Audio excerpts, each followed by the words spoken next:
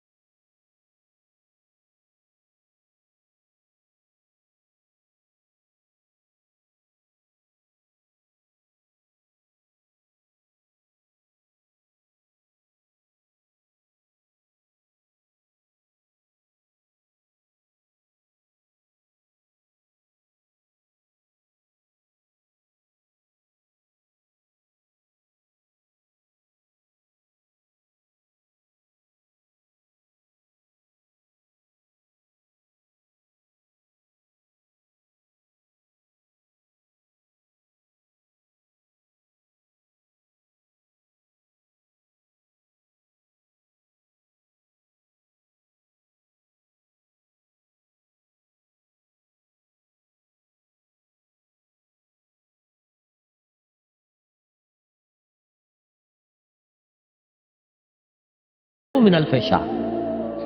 اب جو اگلے دو جملے ہیں وہ نوٹ کیجئے، جعل اللہ صیامہ فریضۃ وقیام لیلہ تطوعا، اللہ نے ٹھہرایا ہے، قرار دیا ہے اس کا روزہ رکھنا تو فرض کے درجے، اور اس کی رات کا قیام تطوع کے درجے میں اپنی مرضی پر، اپنی خواہش پر، نفل کے طور پر یہ تم پر لکھ دیا گیا ہے، لکھا تو گیا ہے، جعلہ تو ہے۔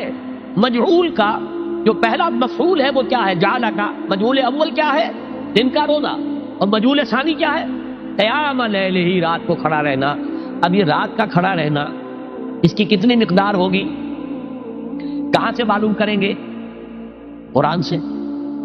جب یہ لفظ آیا ہے سورہ مزمل میں، یا ایھا المزمل قم اللیل الا قلیلا نصفہ او انقص منہ قلیلا او زد علیہ ورتل القرآن ترتیلا، یہ معنی ہے اے دیہا کپل پہ لپٹ کر لیٹنے والے، کھڑے رہا کرو رات کو سوائے اس کے تھوڑے سے حصے کے، یعنی آدھی رات یا اس میں تھوڑا سا کم کر لو، جسے پھر کہا مفسرین نے 1/3 رات کم سے کم، اور زد علیہ یا آدھی پر بھی کچھ زیادہ کرو، یہ 2/3 رات ہو گئے۔ ورتل القرآن ترتیلا، اور قرآن کو اتارا کرو تھوڑا تھوڑا تھوڑا، یہ ترتیل، تفریل، تنزیل، جیسے قرآن تھوڑا تھوڑا محمد پر نازل ہوا صلی اللہ علیہ وسلم، ایسے ہی تھوڑا تھوڑا تھوڑا قرآن اپنے اندر اتارو، ہیمر اٹ ڈاؤن، اپنے ذہنوں میں اتارو، اپنے قلب میں اتارو۔ اس کے لیے رات کو کھڑے رہو، اور قیام اللیل کم سے کم 23 شب کے اوپر اطلاق ہوگا، اس سے کم پر تو اطلاق ہے ہی نہیں۔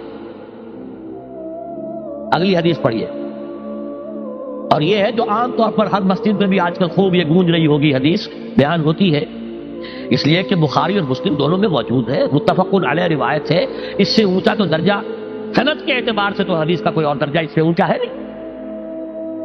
عن ابی ہریرہ رضی اللہ عنہ قال قال رسول اللہ صلی اللہ علیہ وسلم، حضرت ابو ہریرہ سے روایت ہے، آپ نے فرمایا کہ حضور نے ارشاد فرمایا، من صام رمضان ایمانا واحتسابا غفر له ما تقدم من ذنبه، جس نے روزہ رکھا رمضان مبارک کے دوران اللہ پر یقین رکھتے ہوئے اور اس سے اجر و ثواب کے حاصل ہونے کی امید میں، اس کے تمام پچھلے گناہ معاف ہو جاتے ہیں۔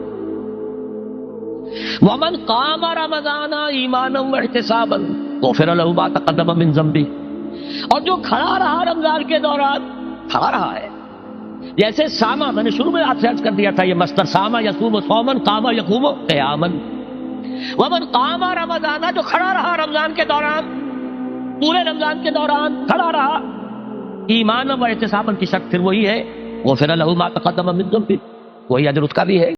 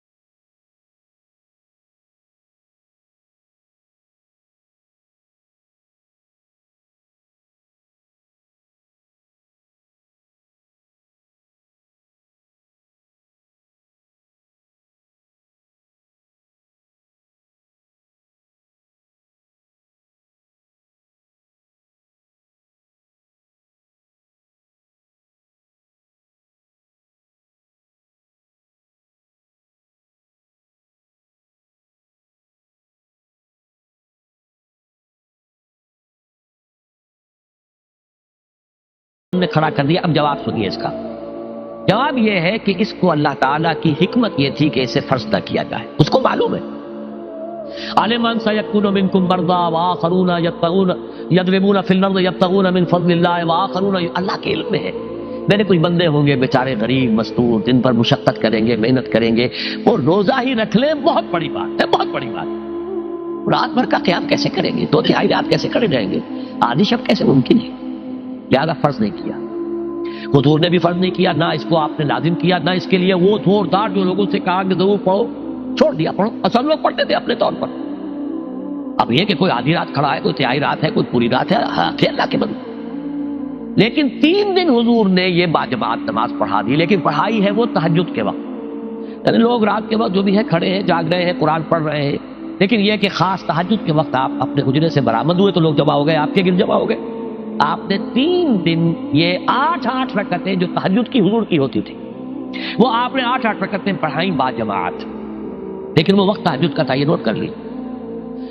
4تھے دن بھی صحابہ منتظر رہے، جب حضور برآمد ہوں گے تشریف لائیں گے، نہیں آ رہے حضور، تو کچھ کھنگار بھی رہے ہیں، کہیں پتہ نہیں حضور کہیں اونگ نہ آ گئی ہو تو ہماری آوازوں سے جاگ جائیں، پھر بھی نہیں آئے حضور۔ اگلے روز آپ نے فرمایا کہ میں جان بوجھ کر نہیں آیا، میں اگر یہ متواتر تمہیں پڑھاؤں گا تو یہ تم پر فرض ہو جائے گی۔ یہ ہے وہ رافت اور رحمت، بالمومنین رؤوف الرحیم، جو اللہ تعالیٰ کی شان ہے رحمان الرحیم ہونے کی، بالمومنین رؤوف الرحیم، یہ محمد الرسول اللہ بھی ہے، تم پر یہ سختی جو ہے یہ تمہارے لیے قابل برداشت نہیں ہوگی، لہذا میں نے یہ 3 دن صرف پڑھائی ہے، اگر مسلسل پڑھاتا تو فرض ہو جاتا۔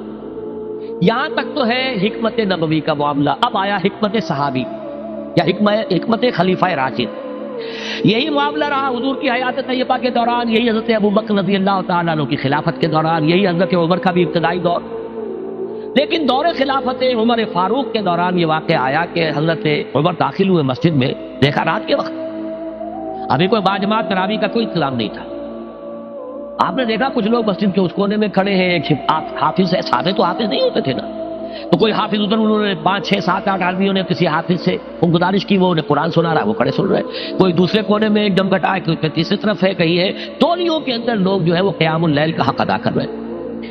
آپ نے فرمایا کیا ہی بہتر ہو کہ یہ سب جمع ہو جائیں کہ امام کے پیچھے، اور پھر یہ کہ اسے عشاء کے ساتھ متصل رکھ دے، تاکہ جس کو کہتے ہیں عربی میں ما لا یطلب کلہ لا یترک کلہ، اگر کوئی شے کل کی کل حاصل نہیں ہو سکتی تو کوئی شخص بھی مسلمان بالکل محروم نہ رہ جائے، کم سے کم یہ 20 رکعت تراویح تو پڑھے اور قرآن سن لے، تاکہ کسی نہ کسی درجے میں تو اس کا بھی حصہ ہو جائے اس کی برکات میں سے۔ یہ ہے حکمت حضرت عمر فاروق کے فیصلے کی۔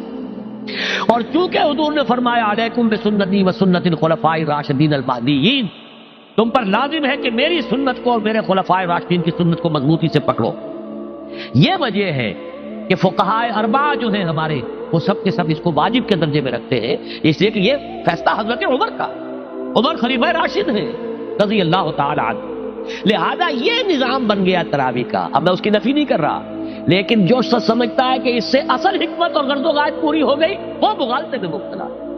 یہ تو علی الاقل کم سے کم اس درجے میں کہ ہر مسلمان کم سے کم اس درجے تک تو جو ہے وہ کچھ نہ کچھ حظ حاصل کر ہی لے، اور وہ اس سے محروم نہ ہو بالکل ہی۔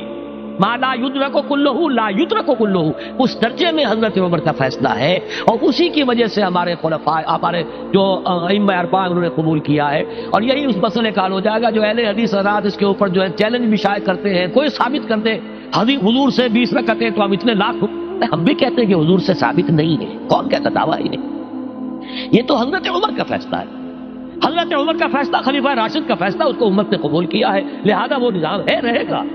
اور یہی جو ہے آپ کو معلوم ہے، حالانکہ یہاں اکثریت جو ہے وہاں پر وہ اہل حدیث حضرات کی ہے سعودی عرب میں، حرمین میں وہی 20 رکعت تراویح ہوتی ہے، اس لیے کہ وہ ان کا جو آفیشل مسلک ہے وہ مسلک حنبلی، حنفی نہیں ہے، حنبلی مسلک میں بھی یہی ہے، شافعی میں بھی یہی ہے، مالکی میں تو 36 تک کی روایتیں موجود ہیں، 36 رکعت، لیکن یہ ہے کہ یہ ہے وہ 20 رکعت تراویح کا معاملہ، اس کی نفی میری بات سے نہ سمجھ لیجیے گا، وہ ٹھیک ہے، حضرت عمر کا فیصلہ ہے۔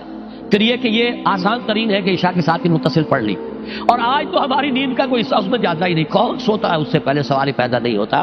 لیکن یہ جو کہہ رہے ہیں کہ قرآن کہے گا میں نے اسے نیند سے روکے رکھا، اس کا حق کہاں ادا ہوا؟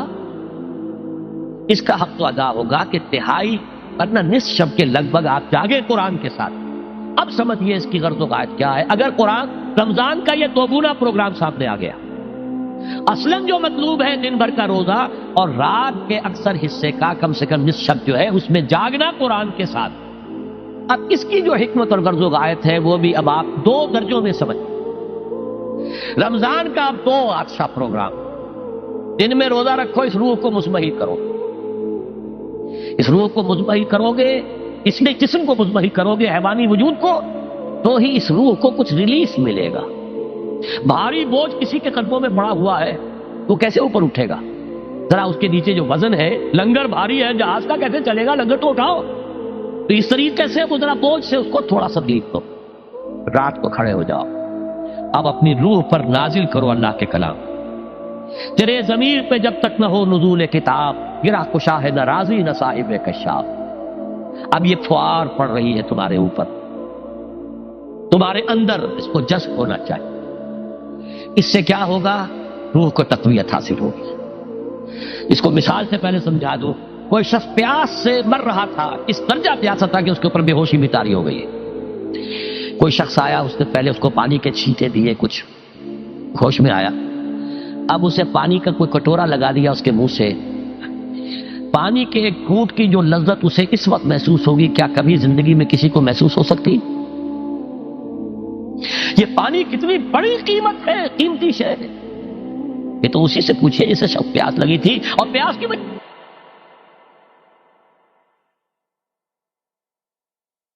توجہ ہے، لہذا ہمیں وہ پیاس محسوس ہی نہیں ہوتی کہ یہ بھی واقعی میرے اندر کوئی پیاس ہے۔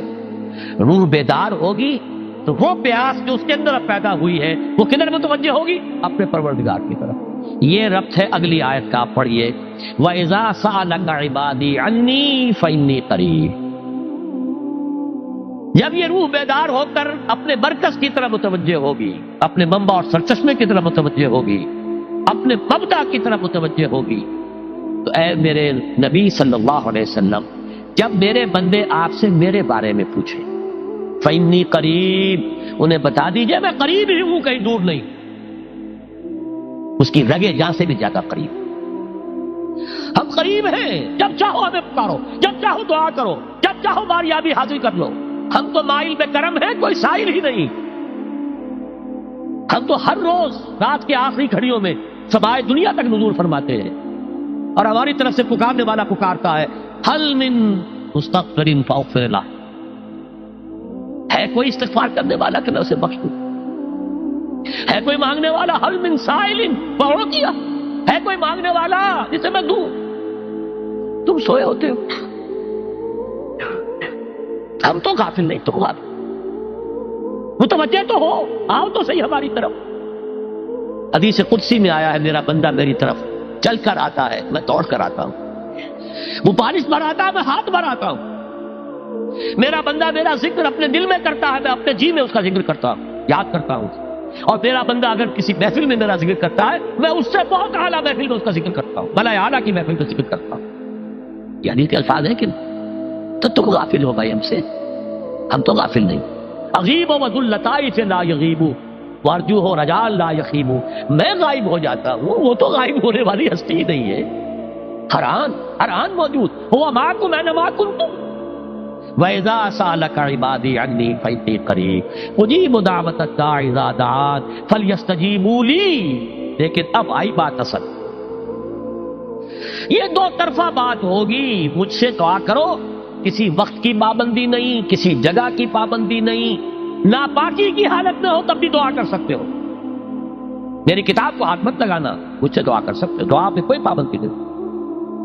لیٹے مانگو، بیٹھے مانگو، ناپاکی میں مانگو، پاکی میں مانگو، جب چاہو مانگو مجھ سے، دعا میں کوئی خطرہ نہیں. اور جہاں پکارو گے there and then I will listen to you and I will grant your prayers. اجیبو جو ہے، اجیبو دونوں مان، جواب دینا اور قبول کرنا. اجابت استجابت دونوں کا ایک ہی مفہوم ہے، جواب دینا اور قبول کرنا. اجیبو دعوت الداعی اذا دعان، میں تو ہر پکارنے والے کی پکار کو سنتا ہوں، قبول کرتا ہوں جب بھی وہ مجھے پکارتا ہے. لیکن فلیستجیبوا لی، میرا بھی تو کہنا مانو. چاہیے کہ یہ بھی میرا کہنا مانے، مجھ سے محبت کریں، مجھ سے لو لگائیں، میرے دین کے لیے اپنے آپ کو وقف کریں. ان صلاتی و نسکی و محیای و مماتی للہ رب العالمین، میرے باغیوں کے خلاف بغاوت کریں، میرے دین کا جھنڈا اونچا کریں. یہ سارے احکام ہیں کہ یہ قرآن میں. قاتلوہم، جیسا کہ میں نے آپ کو بتایا اگلے ہی رکوع میں قتال کا حکم آ رہا ہے. اب وہ گھوڑوں کو روزہ رکھواتے تھے، بتا دیا یہ روزہ تمہیں کس لیے رکھوایا جا رہا ہے. اگلے ہی رکوع کے اندر حکم ہے قاتلوا فی سبیل اللہ الذین یقاتلونکم وقاتلوہم حتی لا تکون فتنۃ ویکون الدین للہ. اللہ کے لیے دین ہو جائے، پورا کا پورا نظام اللہ کے تابع آ جائے. اس کے لیے پہلے دعوت دو، محنت کرو، جد و جہد کرو. اس دعوت کے نتیجے میں جمعیت فراہم کرو. جب جمعیت اتنی ہو جائے کہ پھر اس باطل نظام کے خلاف بغاوت کر سکو تو کرو بغاوت. اگر باطل نظام کے خلاف بغاوت نہیں کرتے ہو تو پھر ہم سے بغاوت ہے تمہاری. پہلے ذہنی بغاوت ہے، آپ ڈس اون کیجئے ذہنی اعتبار سے، نفسیاتی اعتبار سے. میں اس نظام کو نہیں اون کرتا، ریکنسائل نہ کیجئے اس کے ساتھ، کوئی تعاون نہ کیجئے اس کے ساتھ، کوئی چاچری اور ملازمت نہ کیجئے اس کی. تن من دھن لگائیے اس نظام کو بدلنے کے لیے. چاہے ابھی وہ دعوت کے مرحلے میں ہے، لوگوں کو تیار کیا جا رہا ہے، تربیت دی جا رہی ہے، تزکیہ کیا جا رہا ہے، لیکن ہدف کیا ہے؟ تاکہ اللہ کا دین غالب. فَلْيَسْتَجِيبُوا لِي، میرا بھی تو کہنا سنے اور مانے. میں جہاد کا حکم دیتا ہوں تو جہاد کریں، میں اقامت دین کا حکم دیتا ہوں اقیم الدین، تو اس کے لیے کھڑے ہو جائیں. میں قتال کا حکم دوں تو قتال کریں. فَلْيَسْتَجِيبُوا لِي وَلْيُؤْمِنُوا بِي، اور مجھ پر ہی اپنا ایمان پختہ رکھیں. توکل کریں تو مجھ پر کریں، محبت کریں تو مجھ سے، راضی رہے تو میری تقدیر پر راضی رہے. توکل ہو، راضی برضائے رب ہو، اطاعت ہو، جب تک یہ ساری چیزیں اللہ کے لیے نہ ہو جائیں. والذین آمنوا اشد حبا للہ، اصل میں تو مومن وہ ہوتے ہیں جو سب سے بڑھ کر شدید ترین محبت اللہ سے کرتے ہیں. قل ان کان آباؤکم وابناؤکم واخوانکم وازواجکم وعشیرتکم واموال اقترفتموها وتجارۃ تخشون کسادها ومساکن ترضونها احب الیکم من اللہ ورسولہ وجہاد فی سبیلہ فتربصوا حتی یاتی اللہ بامرہ واللہ لا یہدی القوم الفاسقین. اے نبی ان سے کہہ دیجئے اگر تمہیں اپنے باپ، اپنے بیٹے، اپنے بھائی، اپنے اسپاؤسز، بیوی کے لیے شوہر، شوہر کے لیے بیوی، اور رشتے دار اور تمہارے وہ مال جو تم نے بڑی محنت سے جمع کیے ہیں، تمہارے وہ کاروبار جن کا تمہیں اندیشہ ہوتا ہے کہ کساد بازاری نہ ہو جائے، کہیں پر جو ہے ریسیشن نہ آ جائے، اور تمہارے وہ مکان اور محلات جو تم نے بنائے ہیں، اگر یہ 8 چیزیں محبوب تر ہیں اللہ سے اور اس کے رسول سے اور اس کی راہ میں جنگ کرنے سے، جہاد سے، تو جاؤ دفع ہو جاؤ، بیٹھو وہاں یہاں تک کہ ہم اپنا فیصلہ سنا دے. اور اللہ ایسے فاسقوں کو، ایسے ناہنجاروں کو ہدایت نہیں دیتا. یہ ہے قرآن آیت نمبر 24 سورہ توبہ. فَلْيَسْتَجِيبُوا لِي وَلْيُؤْمِنُوا بِي لَعَلَّهُمْ يَرْشُدُونَ. اب وہ لفظ آ گیا رشد. دیکھیے پہلے آیا تھا لَعَلَّكُمْ تَتَّقُونَ. روزہ، مجرد روزہ تقوی پیدا کر دے گا، ضبط نفس. اور ضبط نفس بھی وہ جو حکم خداوندی کا تابع ہے. یہ روزے کی ریاضت ہے، روزے کی ریاضت کا حاصل. رمضان کے روزے کے ساتھ قیام اللیل کا دو گنا پروگرام، دن میں روزہ، رات کا قیام قرآن کے ساتھ. اس کا پہلا نتیجہ کیا ہے؟ لعلکم تشکرون، تاکہ قرآن کی عظمت منکشف ہو جائے، قرآن کی قدر و قیمت سے تم آگاہ ہو جاؤ، تمہیں معلوم ہو جائے کتنی بڑی دولت ہے جو اللہ نے دی ہے. اور آخری بات یہ، جب تمہاری روح بیدار ہو جائے گی، اپنے مالک کے ساتھ ہم کلام ہوگی. اسی کا نام دعا ہے. دعا ہے جس کے بارے میں حضور نے فرمایا الدعاء اخو العبادہ، یہ عبادت کا جوہر ہے. الدعاء هو العبادہ، دعا ہی تو اصل عبادت ہے. یہ دعا ہی تو ہمیں میسر نہیں ہے. 17 رکعتیں پڑھنی ہیں ہم نے عشاء کی، لیکن اللہ کے ساتھ کوئی لوگ نہیں لگی، ادھر کی ادھر کی سوچیں آ رہی ہیں. 17 رکعتیں پڑھی ہوں یا 7 پڑھی ہوں، 10 پڑھی ہوں، آپ کو اجر ملے گا، لیکن آپ کو دعا نصیب نہیں ہوئی. دعا کب ہوتی ہے؟ بقول اقبال، یہ جو میرے اندر ہے فائنائٹ ایگو، انائے صغیر، انا میں، یہ چھوٹی سی انا ہے. اس انائے کبیر، اس انائے کبیر کے لیے سب سے بڑی جو مظہر آیت ہے قرآن مجید میں وہ سورہ طٰہٰ، اننی انا اللہ لا الہ الا انا، میں ہوں وہ اللہ جس کے سوا کوئی نہ. اننی انا اللہ لا الہ الا انا. یہ ہے فاعبدنی واقم الصلاۃ لذکری. یہ انائے کبیر ہے، infinite ego, Allah the big انا. اور یہ چھوٹی سی انا ہے، انا میں.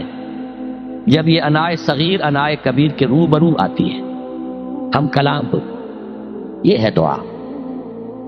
اگر یہ جاگی ہی نہیں، بیدار ہوئی نہیں، ہم کلام ہوئی نہیں، تو دعا تو حاصل نہیں ہوئی. مخ عبادت جو ہے، جوہر عبادت کا حاصل نہیں ہوا. ہاں ایک شکل ہے عبادت کی، مراسم عبودیت ہے، یہ اشکال ہے، رہ گئی رسم ادا روح بلالی نہ رہی، فلسفہ رہ گیا تلقین غزالی نہ رہی. ایک شکل ہے، تم نے کر لی، اجر ملے گا. آخر وقت نکالا ہے، آپ اللہ کے سامنے کھڑے ہوئے ہیں، اجر سے محنت کا جو اجرت وہ دے گا، لازم اس پر بھی دے گا. لیکن حقیقت صلاۃ کوئی اور شے. اسی لیے کہا محمد رسول اللہ صلی اللہ علیہ وسلم الصلاۃ معراج المومنین، اہل ایمان کے لیے یہ معراج کے درجے کی شے ہے. معراج میں مکالمہ ہوا تھا، التحیات للہ والصلوات والطیبات، یہ حضور نے فرمایا. السلام علیکم ایھا النبی ورحمۃ اللہ وبرکاتہ، کس نے کہا؟ اللہ نے فرمایا. السلام علینا وعلی عباد اللہ الصالحین، حضور نے فرمایا اس سلامتی میں میں تمام اللہ کے نیک بندوں کو شامل کر رہا ہوں. سلامتی مجھ پر بھی ہو اور تمام اللہ کے نیک. یہ مکالمہ ہے، مخاطبہ ہے. جب تک یہ مکالمے اور مخاطبے کی شکل نہیں، اگر وہ انائے صغیر جاگی ہی نہیں، سوئی ہوئی ہے، بے ہوش ہے، پڑی ہوئی ہے، سسک رہی ہے یا مر چکی ہے، روح مر بھی جاتی. جسم زندہ ہے، روح مر چکی. جسم جان کے ساتھ زندہ ہے، حیوان انسان زندہ ہے، انسان مر چکا.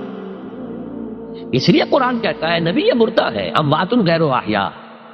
یہ نہیں سنتے ہیں، یہ آپ کو سمجھتے ہیں آپ کے یہ بڑے غور سے سن رہے ہیں، نہیں سن رہے ہیں، یہ تو مردہ ہے، روحانی طور پر مردہ ہے، ان کی روح مر چکی ہے. یہ تو حیوان رہ گیا زندہ صرف. یہ چلتے پھرتے مقبرے ہیں، یہ چلتے پھرتے تعزیے ہیں، اس کے سوا کچھ نہیں. یہ ابو جہل کون ہے اور ابو لہب کون ہے؟ یہ حیوان ابو جہل ہے اور حیوان ابو لہب ہے. ظاہر بات ہے کہ آنکھ تو کتے کی بھی ہے اور بلی کی بھی ہے، اور کان کتے کی بھی ہے، بلی کے بھی ہے.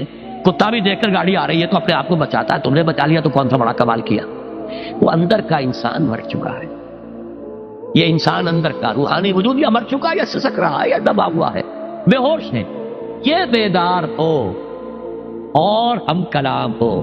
افلاک سے آتا ہے نالوں کا جواب آخر، کرتے ہیں خطاب آخر، اٹھتے ہیں حجاب آخر، آتا ہے اللہ جواب دیتا ہے۔ اجیب دعوت الداعی اذا دعان، روحانی کان کھلے ہو تو تم جواب سنو گے، ان کانوں سے نہیں۔ وہی جب محمد پر آئی تھی ان کانوں سے نہیں آئی تھی، وہ دل پر اتری تھی براہ راست۔ فإنه نزله على قلبك، ان کانوں کا ان آنکھوں کا سوال نہیں ہے، وہ دل پر براہ روح ہے محمدی پر۔ یہ روح، اسی لیے وہی کو بھی روح کہا گیا ہے، لانے والا بھی روح، اور روح الامین جس پر لایا گیا وہ بھی روح محمدی، جس کا مسکن ہے قلب محمدی، اور جو لائی گئی وہ بھی روح ہے۔ وَكَذَلِكَ أَوْحَيْنَا إِلَيْكَ رُوحًا مِّنْ أَمْرِنَا، یہ قرآن ہم نے نازل کیا، ایک روح ہے اے محمد جو آپ پر نازل کی۔ مَا كُنْتَ تَدْرِي مَا الْكِتَابُ وَلَا الْإِيمَانُ، اس سے پہلے تو آپ کو کچھ پتہ نہیں تھا، کتاب کیا، شریعت کیا، ایمان کیا۔ وَلَٰكِن جَعَلْنَاهُ نُورًا، ہم نے اس قرآن کو نور بنا کر آپ پر اتارا ہے۔ یہ ہے، اس کے لیے ہے اصل رشد۔ اب آخری لفظ آیا رشد، یہ گویا کہ جو مختلف الفاظ ہیں قرآن میں، کامیاب، فائزون، اولئک هم الفائزون، ٹھیک ہے، فوز، کامیابی تک پہنچنے والا، اولئک هم المفلحون، یہ ایک اور لفظ ہے، لیکن راشدون یہ چوٹی کا لفظ ہے، اسی لیے صحابہ کے لیے آیا اولئک هم الراشدون سورہ الحجرات میں۔ اسی لیے انسانوں میں سے نبیوں کے بعد سب سے اونچے چوٹی کے انسان ابو بکر، عمر، عثمان، علی، ان کے لیے آیا خلفاء الراشدون، علیکم بسنتی وسنت الخلفاء الراشدین المہدیین۔ یہ رشد ہے، رشد تک پہنچنا ہے تو یہ کام ہے، اور یہ ہے اصل حاصل صیام و قیام رمضان کا۔ اولئک هم الراشدون، اللہم ربنا اجعلنا منہم، اللہم ربنا اجعلنا منہم، اللہم ربنا اجعلنا منہم۔